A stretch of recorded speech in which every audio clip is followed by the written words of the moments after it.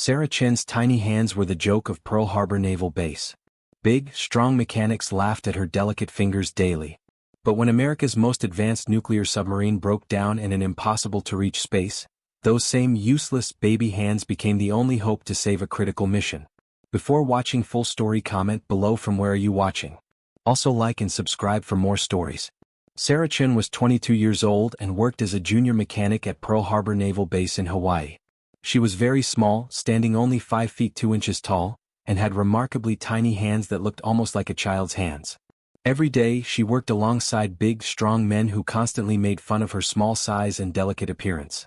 The other mechanics would gather around during breaks and make cruel jokes about Sarah. "Look at those baby hands," they would say, pointing and laughing. "How can she possibly fix anything with those tiny little fingers? She should be playing with dolls instead of working on submarines." The men found it hilarious that such a small person thought she could do the same job as them. Chief Petty Officer Martinez was the worst of all. He was a large, intimidating man who had worked on Navy ships for over 20 years. He believed that mechanical work required brute strength and big hands that could grip heavy tools. Every morning he would assign the important repair jobs to the male mechanics while giving Sarah only the simplest tasks. "Chen, you can clean these small engine parts today," Martinez would say with a condescending smile. "This kind of delicate work is more suitable for someone with your limitations. Leave the real mechanical work to the men who can actually handle it." He would hand her tiny screws and bolts to clean while the other mechanics worked on massive engines and complex machinery. The other mechanics completely agreed with Martinez. Davis, a huge man with hands like baseball gloves, would often demonstrate his strength by lifting heavy engine blocks that weighed over 100 pounds. "This is what real Navy work looks like, Chin," he would grunt as he moved the massive parts. "You need serious muscle power and strong hands to deal with stubborn bolts and stuck components. Those tiny fingers of yours couldn't even hold a proper wrench." Thompson, another senior mechanic, was equally dismissive. "Maybe you should consider transferring to the administrative offices," he would suggest mockingly. "You could type reports and answer phones. That seems more appropriate for someone with such delicate little hands. This machine shop is no place for someone who looks like they belong in a kindergarten classroom." Rodriguez, the third member of their cruel group, would shake his head whenever he saw Sarah trying to work. "I don't understand why they even let women this small into mechanical jobs," he would complain loudly. "She's going to hurt herself trying to lift tools that weigh more than she does. Those doll hands weren't made for serious engineering work." Despite all the mockery and discrimination, Sarah never gave up or complained. Every evening after her shifts ended, she would go to her small apartment and study technical manuals about submarine systems, aircraft engines, and naval machinery. She read everything she could find about mechanical engineering, hydraulic systems, and precision repair techniques. Her tiny apartment was filled with textbooks and technical diagrams that she studied late into the night. Sarah had graduated at the top of her mechanical engineering class at the Naval Academy. She understood complex systems better than most of the men who mocked her, but nobody ever asked for her opinion or gave her a chance to prove her knowledge. The men assumed that because she was small and had tiny hands, she must also be stupid and incompetent. During lunch breaks, Sarah would sit alone in the mess hall while the other mechanics gathered at their own table, telling stories and jokes about their work. She could hear them making fun of her from across the room. "Did you see Chin trying to reach that overhead valve today?" Thompson would laugh. "She had to stand on a stepladder just to see what she was supposed to be cleaning. Those miniature hands couldn't grip a socket wrench properly if her life depended on it," Davis would add. "I've seen 10-year-old boys with bigger hands than hers. She's going to drop something heavy and hurt someone else because she can't hold tools properly." But Sarah ignored their cruel comments and continued studying. She memorized the specifications for every piece of equipment on the base. She learned about nuclear reactor cooling systems, torpedo guidance mechanisms, radar arrays, and communication equipment. She knew that someday her knowledge and unique abilities would prove valuable, even if nobody believed in her yet. One sunny Tuesday morning, disaster struck the naval base.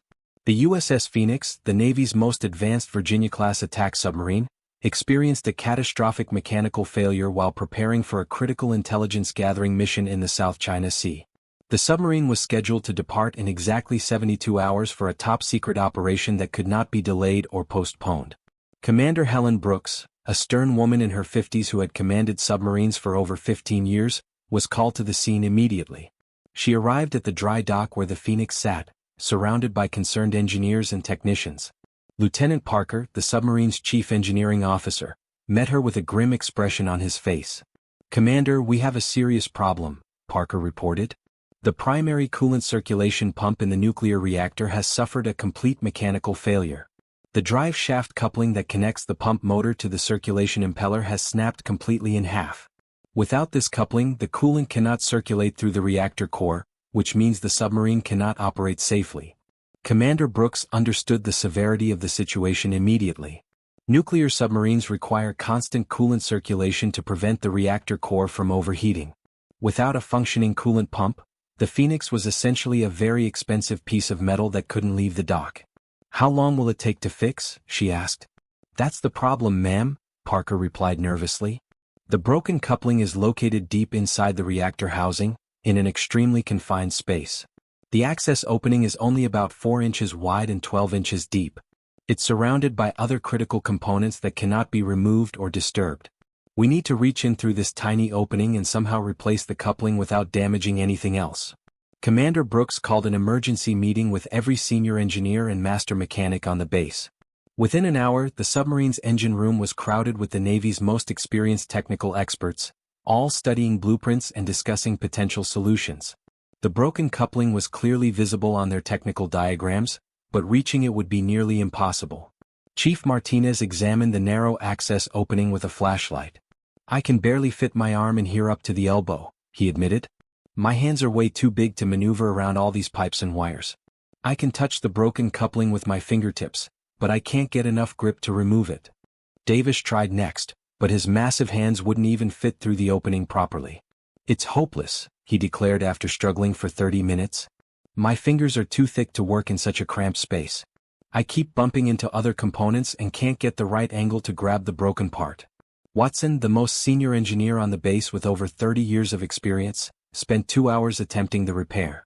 He tried using various long-handled tools, magnetic extractors, and even a flexible robot arm controlled by a computer.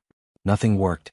The broken coupling was positioned at such an awkward angle, surrounded by so many other components, that conventional repair methods were useless. "We might have to cut open the entire reactor housing," Watson suggested reluctantly. "It would require removing the submarine from the water, taking apart major sections of the hull, and rebuilding half the engine room. That kind of work would take at least 6 weeks, maybe 2 months. Commander Brooks shook her head firmly. "Absolutely not. The mission cannot wait that long. There has to be another solution." But as the hours passed, it became clear that they were running out of options. Every expert had tried and failed. The broken coupling remained stubbornly stuck in its impossible location. On the second day of the crisis, Sarah was assigned to clean tools in a workshop adjacent to the submarine dock. She could hear the frustrated voices of the engineers through the thin walls as they discussed their failed attempts. Martinez sounded particularly angry. "We've tried everything humanly possible," he was saying. "Maybe we should recommend canceling the mission." "That's not an option," Commander Brooks replied firmly. "This intelligence operation is crucial to national security. We have to find a way to fix this submarine." Sarah quietly put down her cleaning rag and walked over to the submarine. She had studied Virginia-class submarines extensively and knew their systems better than most of the engineers working on the problem. She peered through the access opening and immediately understood the challenge. The space was incredibly tight, with pipes, wires, and metal components packed together like a three-dimensional puzzle. After studying the technical drawings posted on the wall, Sarah raised her small hand tentatively. "Excuse me, Chief Martinez," she said politely. "I think I might have an idea that could help." All the big men turned to look at her and several of them started chuckling. Martinez rolled his eyes and shook his head.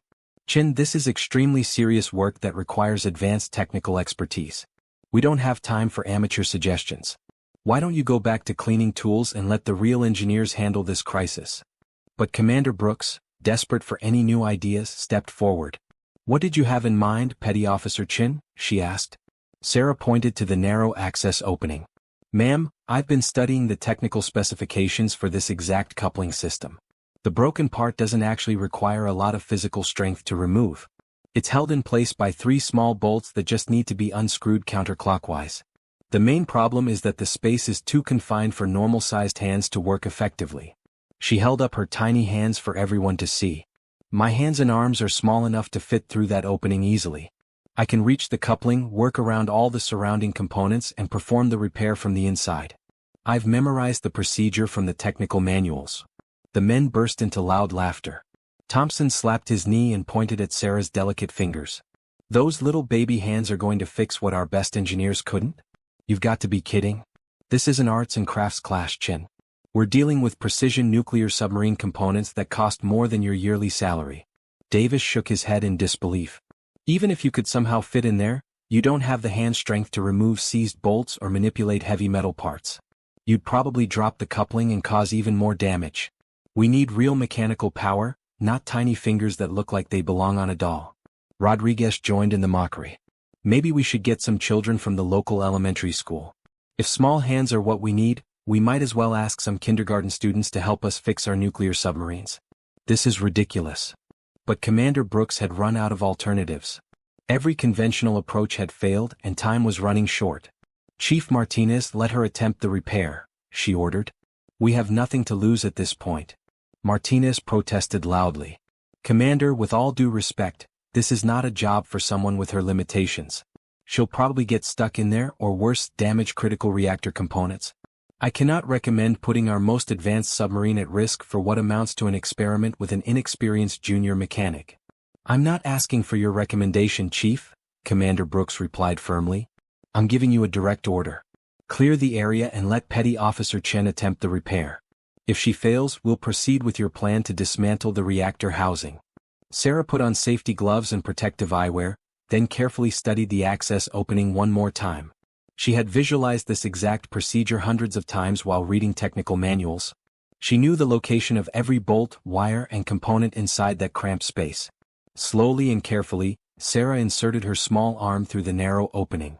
Her tiny hand easily maneuvered around pipes and wires that had blocked the larger men. She could feel the broken coupling with her fingertips and immediately understood how to approach the repair. Using a small precision screwdriver, Sarah began removing the 3 bolts that held the damaged coupling in place. Her small fingers could work at angles that would have been impossible for larger hands. She could feel each bolt turning as she carefully unscrewed them, one by one in the confined space. I can feel the first bolt coming loose, she reported calmly. It's not seized at all, just positioned where larger hands can't get proper leverage. Within 10 minutes, she had removed all 3 bolts and was carefully extracting the broken coupling from its housing. The men watched in amazement as Sarah's tiny hand emerged from the access opening, holding the damaged part.